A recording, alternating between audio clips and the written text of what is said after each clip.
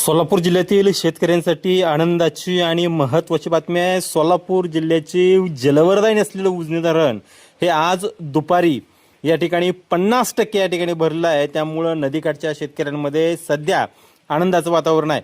उजनी धरणाची पाणी पातळी यावर्षी सुरुवातीच्या काळामध्ये आपण पाहिले असेल तर 3 जुलै रोजी उजनीची पाणी पातळी ही -28.11% इतकी होती आणि 5 जुलैपासून उजनी धरणामध्ये दौंडवरून जे काही आवक आहे त्या आवक यायला सुरुवात झाली होती।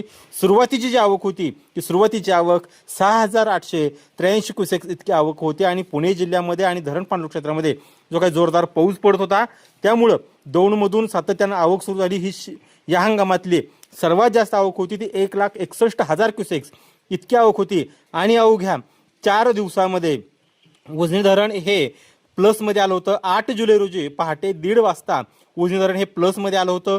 9 जुलै रोजी उजनी धरण हे 40% भरलं होतं। त्यावेळेस दौंडची आवक होती ती 40,000च्या आसपास होती। मात्र त्यानंतर धरण पाणलोट क्षेत्रामध्ये तो पाऊस थांबला होता। उजनीमध्ये दौंडची आवक येत होती, त्या दौंडची आवक ही कमी झाली होती। जो काय त्याचा उजनी धरणाचा प्रवास होता धनपातळीमधला प्लसमधला तो प्रवास त्या ठिकाणी रखडला होता। मात्र आज 12 जुलै रोजी दुपारी 3 वाजता उजनी धरण हे 50% या ठिकाणी पूर्ण झाले। उजनीनं आपलं जे अर्धशतक आहे ते दमदार अर्धशतक या ठिकाणी पूर्ण केले।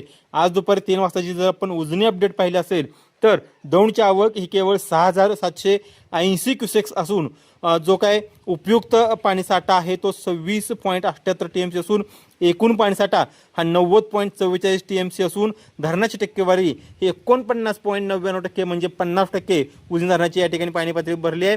मात्र आता सोलापूर जिल्ह्यातील नदीकाठचा जो काही शेतकरी असेल त्याच पद्धतीने कॅनॉलचा जो काही शेतकरी आहे त्या कॅनॉलचा डावा कालवा असेल उजवा कालवा असेल या कॅनॉलच्या शेतकऱ्यांनी उजनी धरणातून पाणी सोडण्याची मागणी आता जोर धरू लागली आहे। त्यामुळे या शेतकऱ्यांच्या भूमिकेकडे जिल्ह्यातील प्रशासन आणि लोकप्रतिनिधी कशा पद्धतीने भूमिका घेत आहेत हे पाहणं औत्सुक्याचं ठरणार आहे।